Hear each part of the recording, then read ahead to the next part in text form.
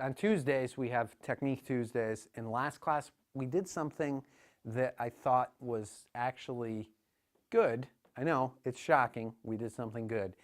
And we were working on a technique that I thought, well, this could actually be a good Technique Tuesday video. So I'm going to teach you guys the same thing. Let's switch sides because you guys will be able to see this better from this position.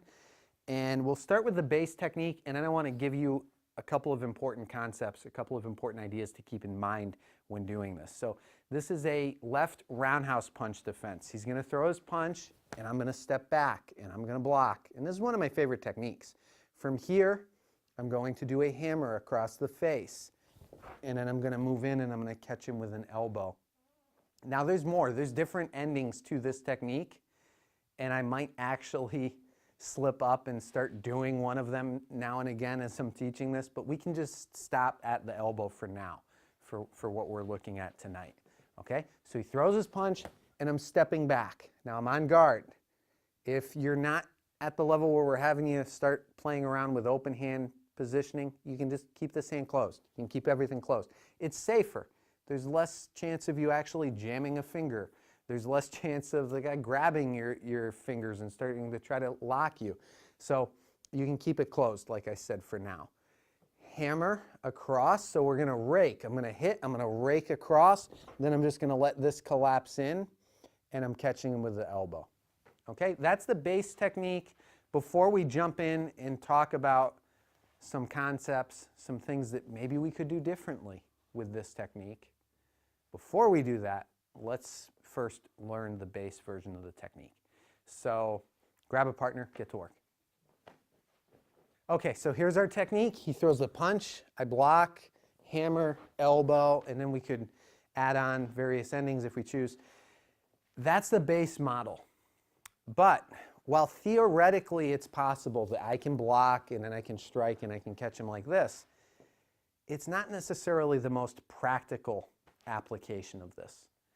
Because if you think of a much bigger guy coming at you, while you might be able to actually efficiently block the punch here, and while there is maybe a moment, maybe a fraction of a second or so before this hand can come at you, it's still somewhat problematic because I'm expending energy here before I get in there and I attack him. Now, one of the things we taught you on day one, if he's throwing a straight punch, right, we have this technique where we block, except we're not blocking as much as we're meeting his attack with an attack of our own, and this is insurance. What if we apply the same principle here? What if instead of stepping back and blocking, now maybe we have a situation where maybe he's turning, he's faking me out, and he comes back in, tries to sucker punch me.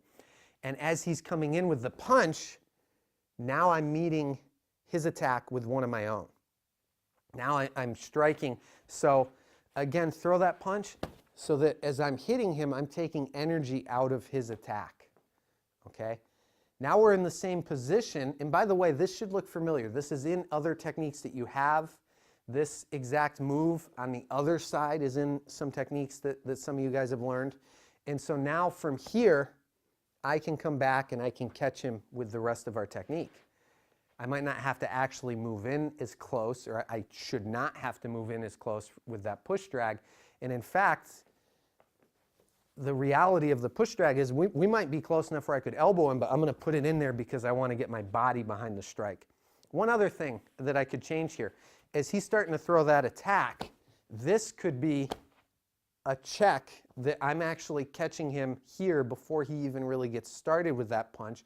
Now I don't have the momentum behind it that I have to contend with in the base version of this particular defensive model. And I can still come back and catch him. I could change it too. It could be a palm, but the pattern is still there. Okay, so there's just a few things to think about. The big idea is we have a little bit in between this 1 to 2 that we could eliminate.